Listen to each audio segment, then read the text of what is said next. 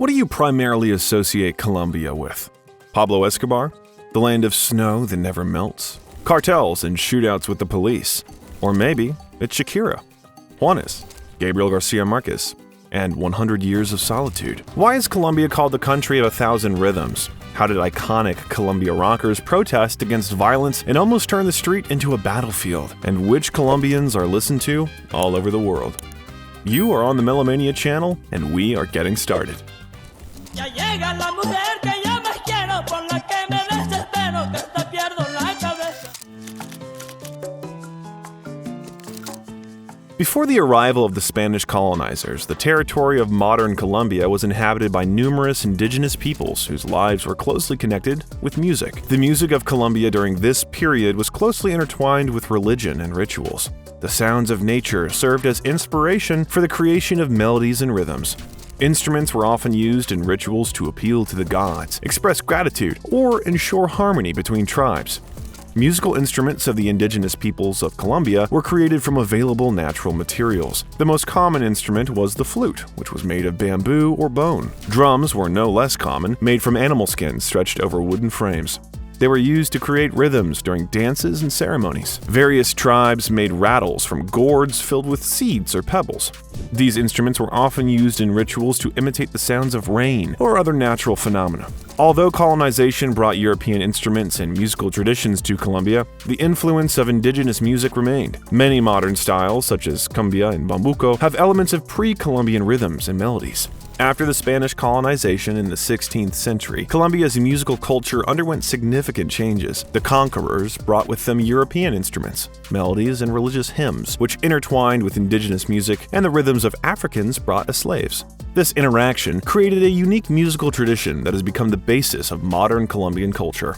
The conquerors introduced Catholicism to Colombia, and music became an integral part of religious ceremonies. In colonial cities such as Bogota and Cartagena, people built cathedrals where they performed choral singing and spiritual hymns. The Spanish brought instruments such as guitars, violas, lutes, harps, and organs. The locals began to integrate European melodies into their traditional customs, leading to the emergence of new musical forms. Slaves brought from Africa also made a huge contribution to Colombia's musical culture. They gave it powerful drum rhythms, singing, and dancing, which became the basis of genres such as cumbia and mapale. For example, this is what cumbia can sound like in a modern performance.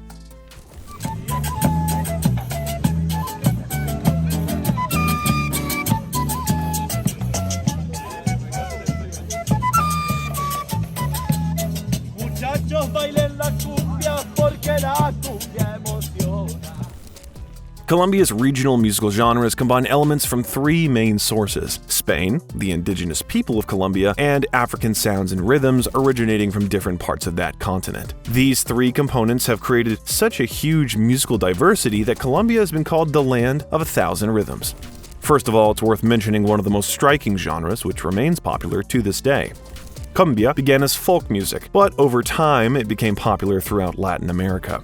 In Mexico, cumbia evolved into its own version with bright synthesizers. In Argentina, it took on a dramatic electronic sound. And in Peru, it took on an electronic sound. One of the most famous cumbia songs is La Pollera Colora, which translates to the bright skirt. It's a kind of anthem of the genre, symbolizing the joy and lively spirit of Colombians.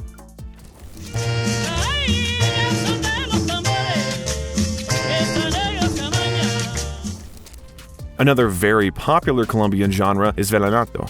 It originated in the rural regions of the Caribbean coast and combines accordion melodies with poignant lyrics that describe the joys and hardships of everyday life in the Colombian countryside. Its name comes from the word vallenato, which means born in the valley, the Valledupar Valley, where the genre originated. Vallenato emerged as a way of transmitting stories and news between isolated villages. An early form of the genre was musical storytelling, in which a traveling singer would play instruments and tell stories of events, feelings, or myths.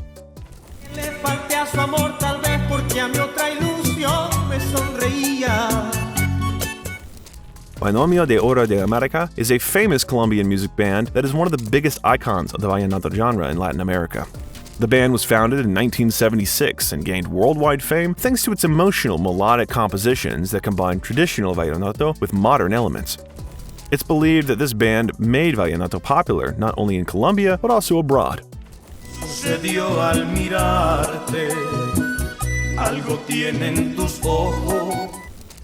Today, Colombian music continues to evolve, drawing on global influences while remaining firmly rooted in tradition. From the international success of artists like Shakira and Juanes to more niche artists celebrating traditional folk music, Colombia's musical landscape remains dynamic and diverse. This landscape has found a place for world-famous composers, rockers, and various kinds of experimenters, which we'll talk about later. In 1819, after many years of struggle against the Spanish crown, Colombia gained independence as part of Gran Colombia, a federation that united modern Colombia, Venezuela, Panama, and Ecuador. After its dissolution in 1831, the country began to form its national identity, but the first decades were turbulent due to political disputes between conservatives and liberals.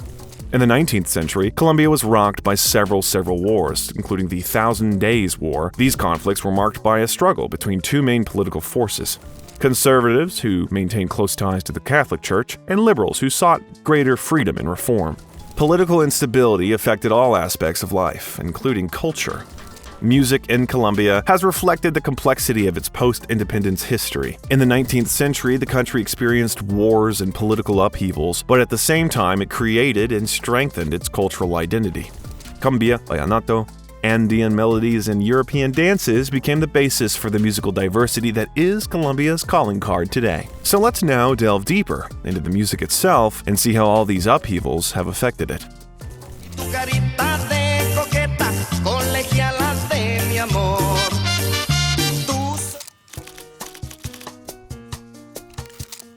Colombia boasts a rich tradition of musical composition, with a variety of composers who have made significant contributions to the country's cultural heritage. Let's start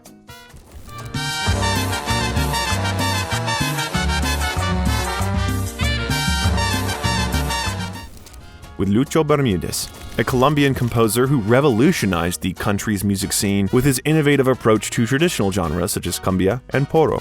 Known as the king of Colombian jazz, Bermudez combined traditional Colombian rhythms with elements of jazz, creating a sound that captivated listeners around the world. His compositions including classics such as Colombia Tierra Querida and Fiesta de Negritos, remain iconic symbols of Colombian musical identity.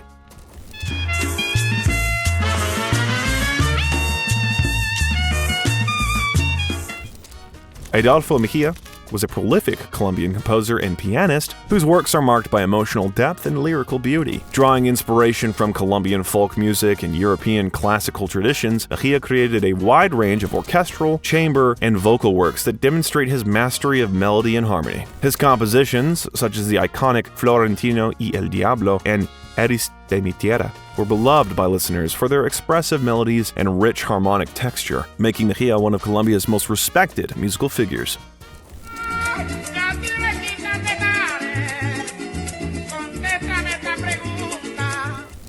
Colombia is home to many vocal talents, singers who captivate audiences with their powerful voices, emotional depth, and cultural resonance. From the soulful ballads of bolero to the energetic rhythms of salsa, these singers have left an indelible mark on the Colombian musical landscape, earning recognition both at home and abroad. Colombian singer Carlos Vives is a songwriter and actor whose music embodies the vibrant spirit of Colombia's Caribbean coast. Known for his energetic performances and infectious melodies, Vives has become one of the most iconic figures in Colombian folk music, fusing traditional rhythms such as vallenato and cumbia with modern pop and rock influences.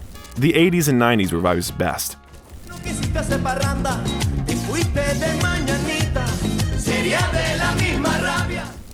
In this context, one cannot fail to mention one of the most important Colombian singers, Shakira.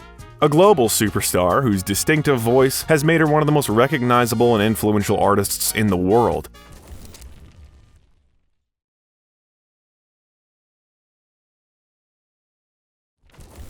She showed an early interest in music and poetry, writing her first song at the age of 8. Her father had Lebanese roots, which influenced the singer's musical style, in particular Oriental rhythms and belly dancing.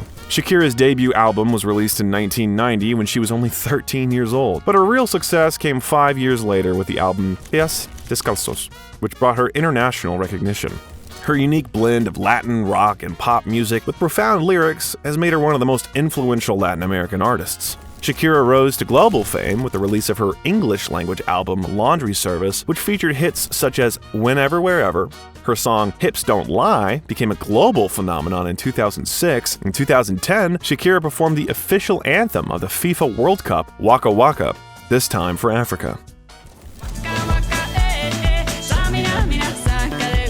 This time for Africa. Colombian writer Gabriel Garcia Marquez, a Nobel laureate in literature, is known to have admired Shakira as a singer and a person.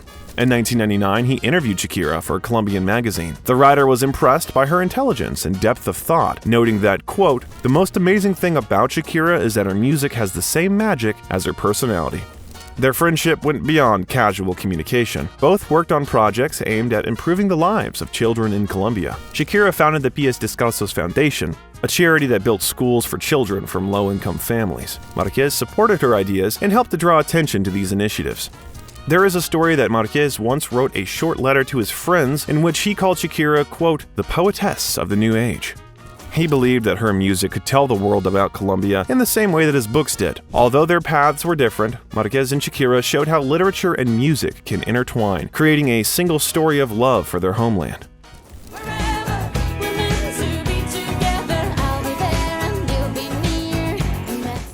Another prominent Colombian singer is Juanes, whose lyrics and melodic guitar playing have earned him a loyal international audience. Juanes was interested in music from a young age, starting to play the guitar at the age of 7. His early years were influenced by traditional Colombian music, particularly vallenato, as well as passion for rock and metal. In the early 1990s, he became the vocalist and guitarist of the thrash metal band Equimosis, which gained popularity in Colombia, releasing several albums. However, in 1999, Juanes began a solo career, wanting to explore a more personal music style. His breakthrough album, Fíjate Bien, won 3 Latin Grammy Awards. Subsequent albums brought him worldwide fame with hits such as A Días Le Pido, La Camisa Negra, Es Por Ti. Juanes became one of the most famous singers in Latin America, combining rock, pop, and Colombian rhythms.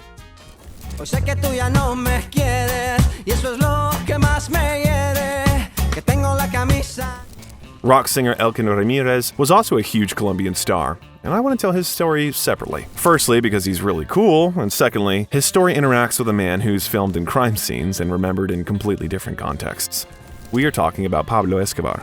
In the late 80s, Pablo Escobar and the cartels did everything to make Medellin the city of eternal spring, synonymous with hell on earth. And for local residents, this page of history is painful. No one will appreciate the TV hit Narcos either, because it's not right to glorify a villain who's filled the headlines of the world press. The locals really do not like this story, and all modern cultures aimed at changing the image of Colombia in the world. 3 decades of difficult investigations have not been in vain. The city is plunged into a thick twilight on the way to restoring cultural history.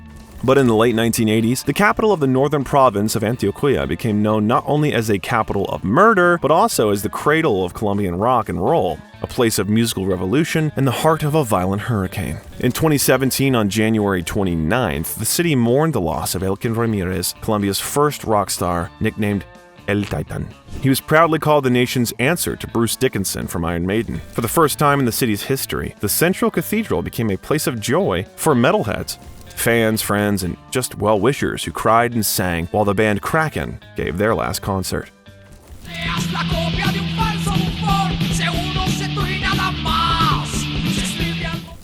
He was the father of local rock and roll, the first heavy metal singer in Spanish.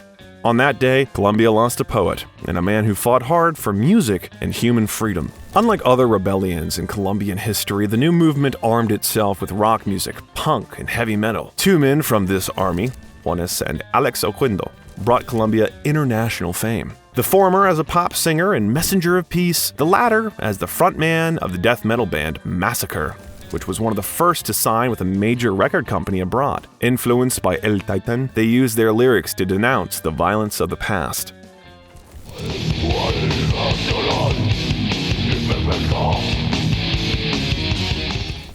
In the late 60s, the British invasion reached the Latin world. The revolution of the Beatles and the Rolling Stones grew into Black Sabbath, Deep Purple, and Led Zeppelin. Thus was born Rock Nacional, national rock, a peculiar hybrid of rock music, linguistic pride, and nationalism. Latin America was glad to catch on the chain reaction.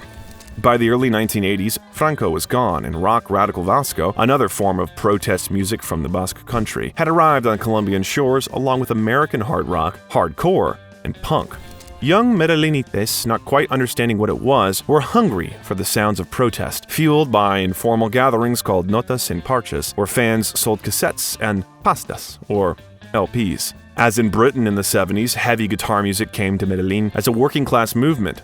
Nevertheless, Kraken played sophisticated, complex, and poetic music. They came from the middle-class neighborhood of Belém, far from the problems of Manrique, Aranjuez, Buenos Aires, and other slums that languished in the gangster environment on the periphery.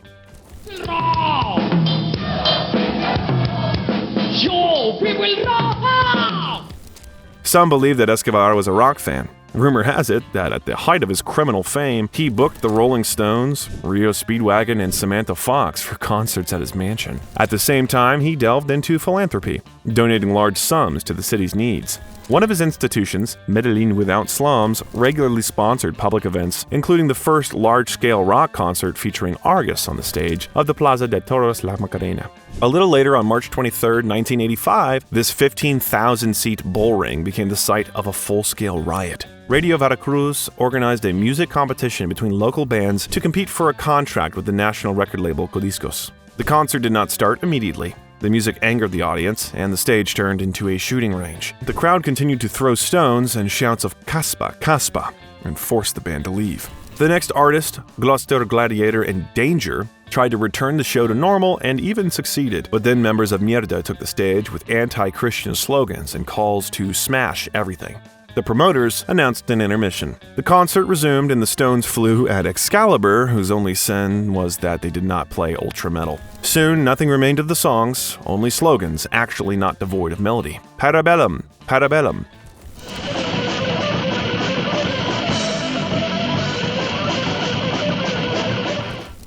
In Latin, it means prepare for war. In this perverted revival of Rome, the crowd chanted the name of the band from Buenos Aires, one of the most radical of its time. Parabellum's fierce sound became a literal call to arms, and their set list of songs like Guerra, Monopolio y Sexo, and 666 Engendro fanned the flames of rebellion.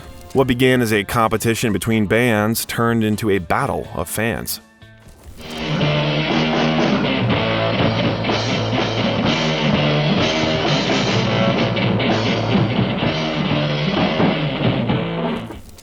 Class warfare and interfaith violence engulfed the square.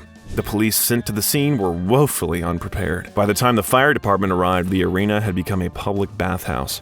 In the heat of battle, the performance of the main headliners, Kraken, went unnoticed, and their frontman, Elke Ramirez, according to eyewitnesses, was calm and carefree. This was a unique character trait that he showed everywhere.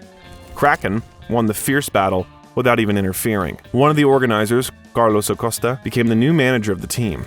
In 1986, they signed a contract with the Codiscos label, released several singles, and a year later they were reborn with their famous debut.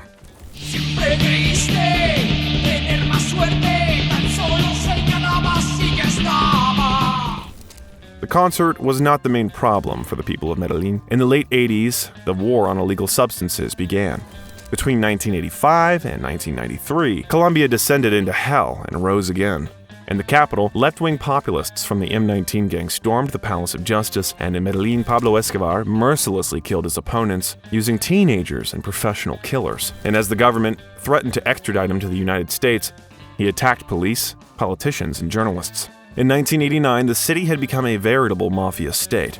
Presidential candidate Luis Carlos Galán was shot in front of 10,000 of his supporters, and another politician was nearly killed in an attack on an Avianca airliner.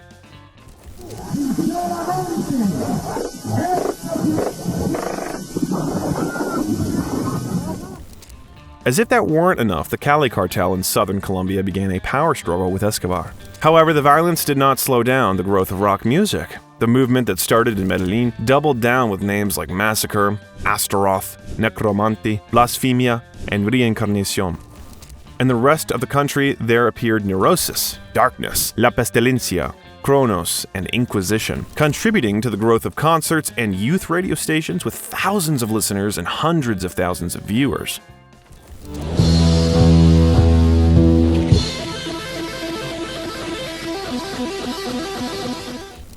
In August 1989, after the assassination of journalist and politician Luis Carlos Galán, Kraken played a concert in his honor and demanded a minute of silence in the name of peace, respect, and freedom. 3 months later, the band released their second studio album, Kraken 2, and finally emerged from the underground. The sound changed, becoming progressive and keyboard-driven, and the song Vestido de Cristal was heavily played on youth radio.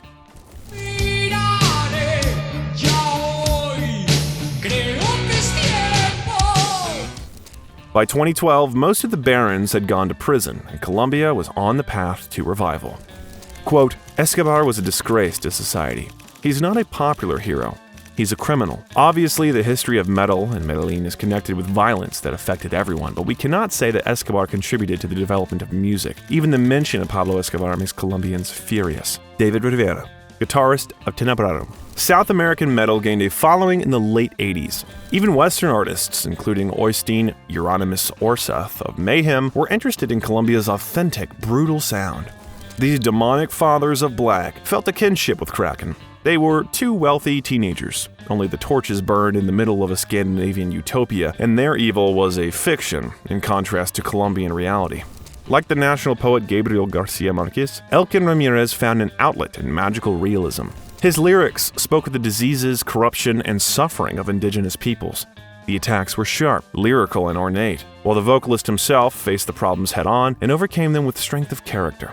Today, Medellin has changed. It's not perfect, but the past is in the past. Kraken's music still cuts through the thick air of the bars, and those who once threw stones at the Plaza de Toros La Macarena now worship true heavy metal.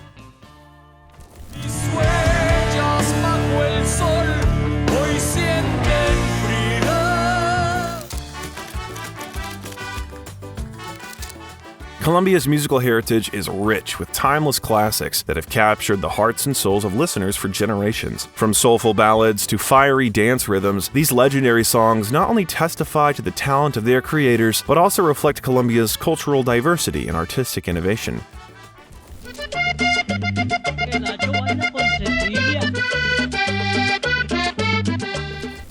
La Cumbia Cienfuegera is arguably one of the most iconic cumbia songs in the history of Colombian folk music. This fiery dance tune, written by Alberto Pacheco, celebrates the coastal rhythms and vibrant culture of Colombia. With its fiery melody and lively percussion, La Cumbia Cienfuegera has become a beloved anthem that continues to fill dance floors and evoke feelings of joy and celebration wherever it's performed. La Tierra del Olvido is another timeless classic that pays homage to Colombia's diverse musical traditions and cultural heritage. This soulful ballad, performed by Carlos Vives, captures the beauty and nostalgia of the Colombian countryside, weaving together elements of vallenato, cumbia, and rock. Thanks to its poetic lyrics and soulful melody, La Tierra del Olvido has resonated with listeners around the world, earning its place as one of the most beloved Colombian songs. Como el sol espanta el frío, como la tierra la lluvia, como el mar espera.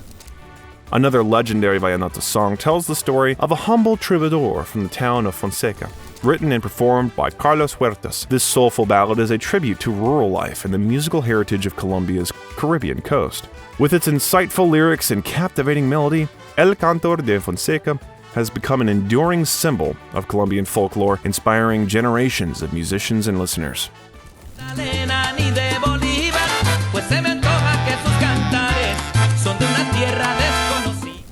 In 2011, Colombian television aired the series El Yo la Leyenda, which told the story of the life of a prominent singer named Joe Arroyo.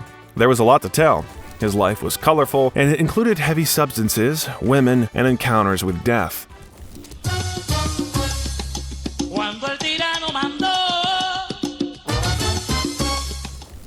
Born in the historic coastal city of Cartagena, Arroyo rose to fame during the Colombian salsa explosion of the 1970s. He dreamed of becoming a balalaika player and auditioned for radio stations, but his first paid gig was in a brothel when he was just 13 years old. He was later hired as a singer for the salsa band Orquesta La Protesta in Barranquilla. At 17, he became the lead singer of Fruco y Sus Tesos, one of the most important salsa bands in Colombia, at a time when salsa music was experiencing a renaissance in the country.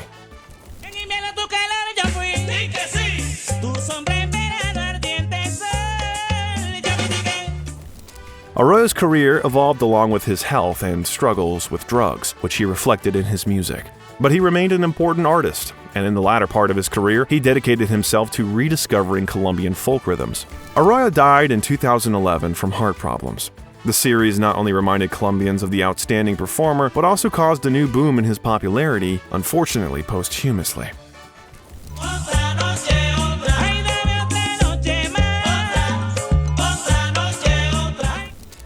Another musician from that era is Diomedes Diaz, who is rightly called the king of vallenato. His story is similar to Joe Arroyo's. The singers had the same popularity, but also the same problems.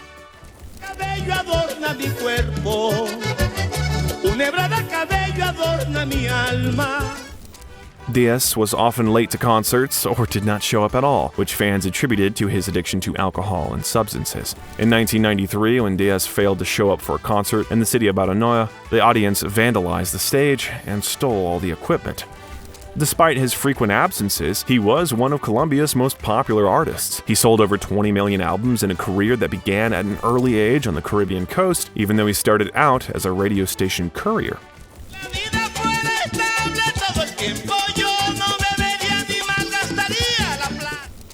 In 1997, at the height of his career, Diaz's fan and friend Doris Adriana Niño was found dead on the side of a highway. Medical examiners initially said she died of a heart attack, but a later autopsy suggested she may have been strangled at a party at Diaz's house. After a lengthy trial, Diaz was sentenced to 12 years in prison for the murder, a sentence later reduced to 6 years. Diaz, who was under house arrest, escaped when he was to be transferred to prison. He surrendered to authorities in 2002, and after a further reduction in his sentence, was released in 2004. He revived his career and released 6 more albums, the last of which came out just 3 days before his death in 2013. Hundreds of people took to the streets of his hometown of Valledupar when they learned of his death, and the city's mayor declared 4 days of mourning. Alzar el vuelo como hace el cóndor que vuela alto. Let's also talk about those who are making music in Colombia right now. Before we move on to this topic, please write in the comments which country you're watching this video from. If we haven't talked about it yet, we definitely will do it. Thank you, and let's continue. One of the first contemporary Colombian bands to incorporate elements of traditional Colombian music into their work was the hip-hop band Alcolíricos. Its members, Juan Castro and Luis Dominguez, are lifelong friends who were born and raised in Madrid. They've been making music together since their teens and have since released several albums.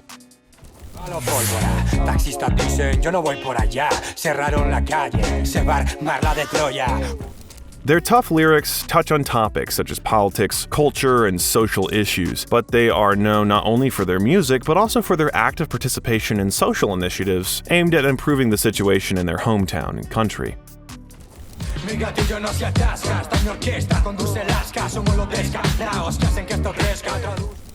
Another hip-hop artist who's gone from unknown to international star in a short time is Ryan Castro. When he was 17, he began performing on the streets, on buses, and anywhere he wouldn't be kicked out. Castro carried a small stereo system with him, which, along with his voice, served as the singer's instruments.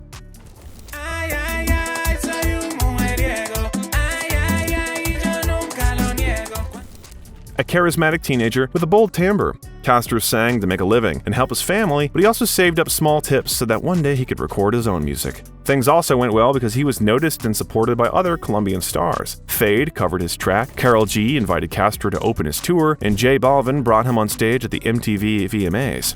Today, Castro no longer looks like the teenager who sang in the streets, but they still have something in common: a fire in their eyes and a desire to make music.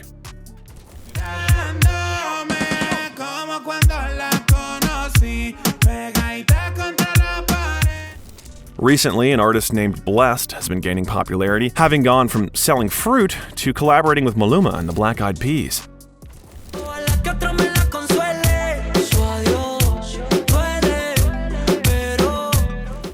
His day used to start at 2 a.m. selling fruit at a market in his hometown of Medellin, Colombia, before going to school. From there, he'd head to the recording studio to create songs. September 6th, 2019, Blessed recalls as a day he will never forget because one of his songs, called Una, finally went viral.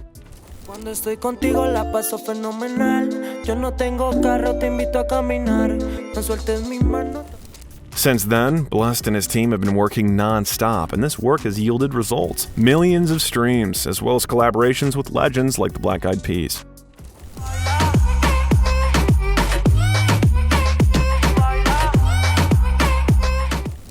Brandon de Jesus Lopez Orozco, better known as Biele, is a Colombian singer-songwriter of Latin American urban and pop music.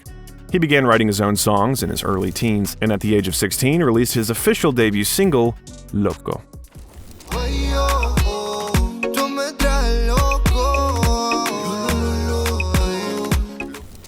Led by DJ Luan and Mambo Kings, the song became a global phenomenon in 2019, topping the charts in over 20 countries. A year later, Biele had another hit with Inolvidable. The ballad also hinted at Biele's flexible approach to the genre, an approach that would lead him to Afrobeat, bachata, merengue, and other Caribbean rhythms in the years to come. Al final nos arreglamos y seguimos con nuestra relación titulada Amor. Te invento nuestra historia, crece, tú eres loca, yo soy loco, ¿qué más quieres?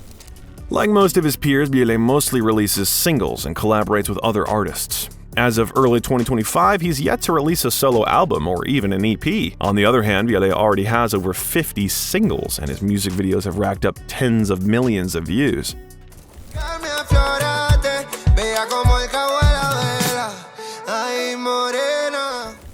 An incredibly popular artist named Camilo attracts attention for what he is not.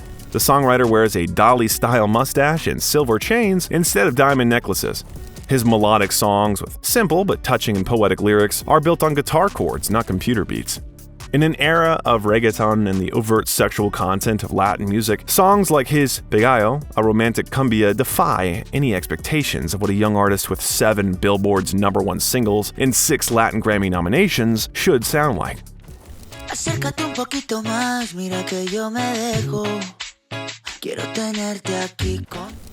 His album De Dentro Pa' Afuera, Inside Out, was released on the back of a transcontinental concert tour that established Camilo as an artist who not only attracts audiences in the millions, but also sells out venues. In Spain, he's sold over 220,000 tickets this year alone, making Camilo the best-selling non-Spanish artist in the country.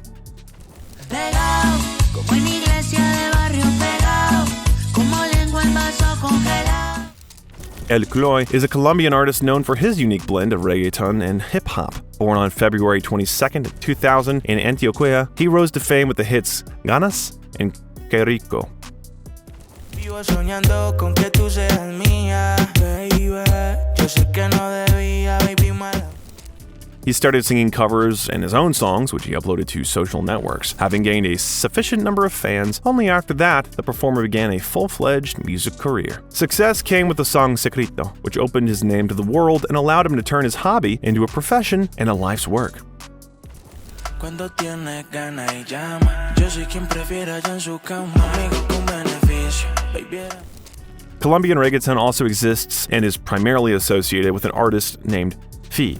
Salomon Hoyos began his career as a songwriter, becoming a regular collaborator with some of Latin music's biggest stars, including J Balvin, Nicky Jam, and Prince Royce. While he has garnered fame and awards for his songwriting, the 30-year-old has always remained a performer at heart. His 2016 track Que Raro, featuring J Balvin, received tens of millions of streams and topped the Billboard charts, definitively putting him on the music industry map as an artist.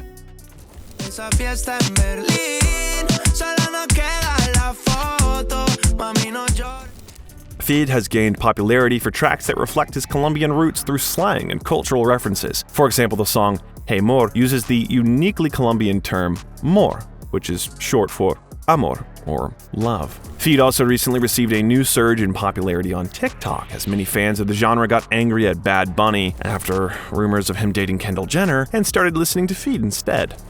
So the relationship between strangers made him even more popular.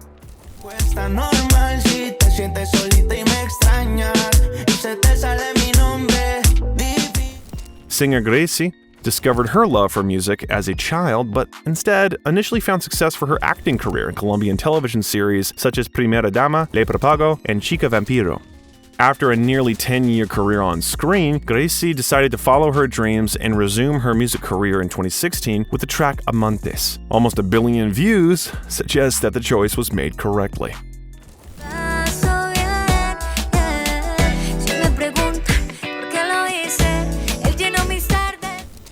Colombian urban music is often associated with a singer named J Balvin. He was born in Colombia, but moved to the United States when he was 18. His father was a businessman in Colombia, and he grew up in a fairly privileged environment, but still witnessed the violence that took place on the streets. J Balvin mainly creates positive party music that makes you want to dance.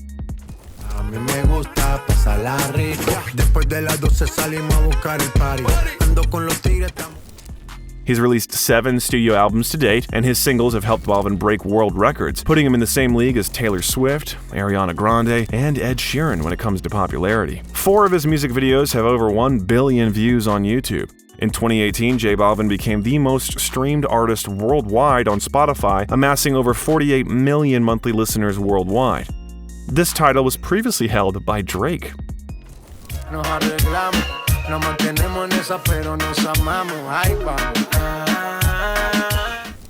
In 2018, Jay performed at Coachella, where he shared the stage with Beyoncé. Together, they performed a live remix of their song Mi Gente.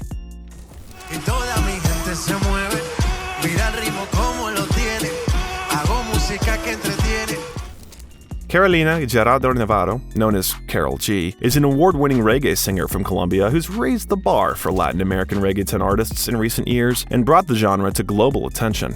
Gerardo was born and raised in Medellin and began her career as a teenager, appearing on the Colombian version of The X Factor. In 2014, she moved to New York City to further her knowledge of the music industry and later signed with Universal Music Latino.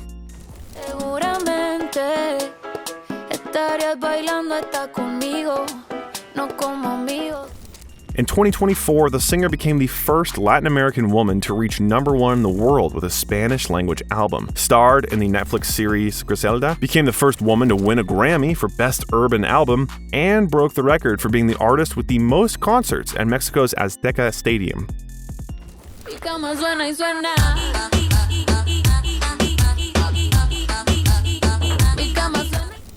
We can't help but mention Ovi on the drums, as he was the author of many of the previous singer's hits. Practicing every day and selling his first beats for just $5 each, Ovi rose through the Colombian music scene, working with artists like Landa Freak, Lordoy, and DVX, and of course, Karol G, for whom he wrote most of the hits. Ovi's arguably one of Colombia's most popular and successful producers today.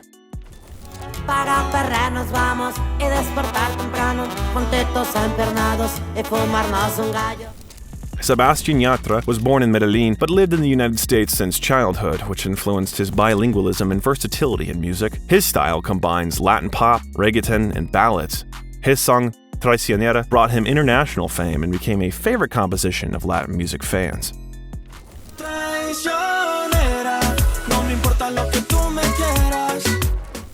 In 2021, Sebastián recorded the soundtrack for Dos Oruguitas for Disney's Oscar-nominated animated film, Encanto. Sebastián Yatra has become a symbol of a new generation of Latin artists who successfully combine global trends with authenticity.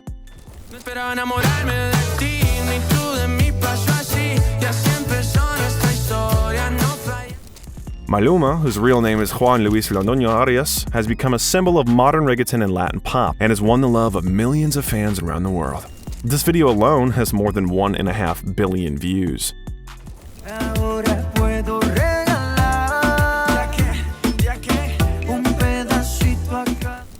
The hit Felices los Four made him a global star and opened the door to collaborations with artists such as Shakira and Madonna.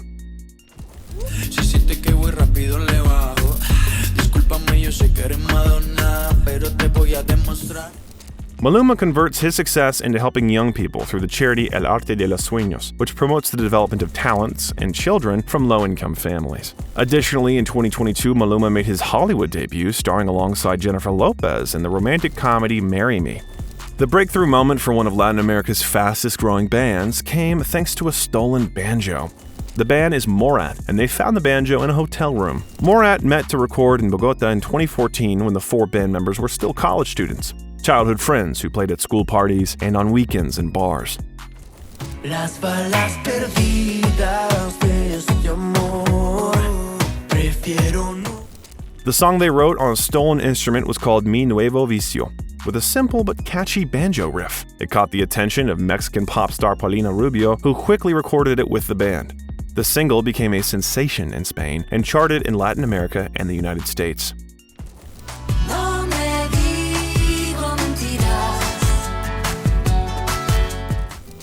Musically, the band stands out from the crowd. Morat's influences included Coldplay and Latin pop band Basilos, Mac Miller, and Spanish singer Joaquin Sabina, Dave Matthews Band and Colombian rock bands Icamosis, and of course, the Beatles. Band members Vijamil and Isasa are also fans of country music, while the Vargas brothers were metalheads before they became interested in folk rock.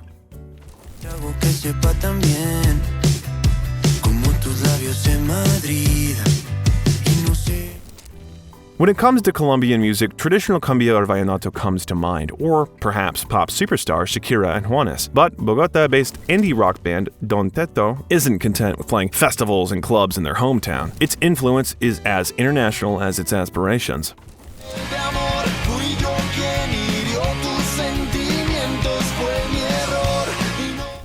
Vocalist and guitarist Diego Policio calls Blink-182 and Metallica his primary inspirations. The melodic punk band found an audience thanks to the rock station Radioactiva in Bogota, which began playing Don Teto's songs and booking the band for events after the band won a Battle of the Bands on the radio station in 2003. This was followed by a series of club performances and festivals, including Colombia's massive Rock al Parque.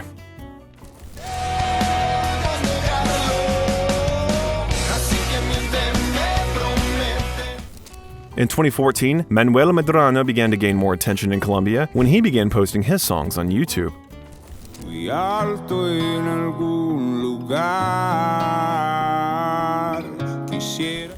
His self-titled debut album catapulted Medrano to stardom, earning him a Latin Grammy Award nomination in 2016 for Best New Artist, as well as a series of tours with Ed Sheeran.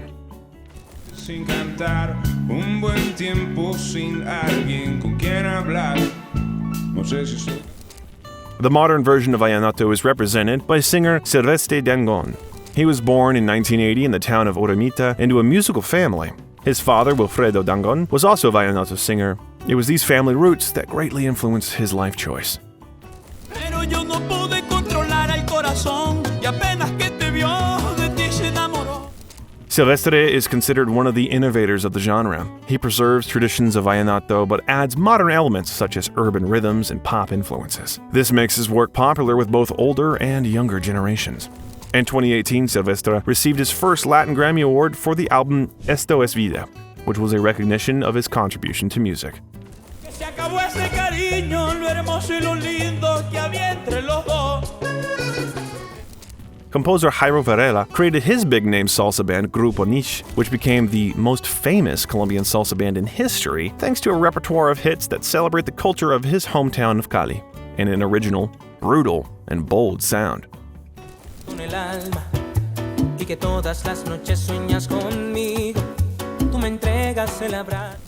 The city of Cali is called the capital of salsa for its love of music from all over the world. It became the cradle of the genre thanks to Grupo Niche and its songs. But it took 40 years for the band to receive the recognition it deserved. In 2021, the 14-member group won a Grammy, becoming the first Colombian salsa band in history to receive this statuette.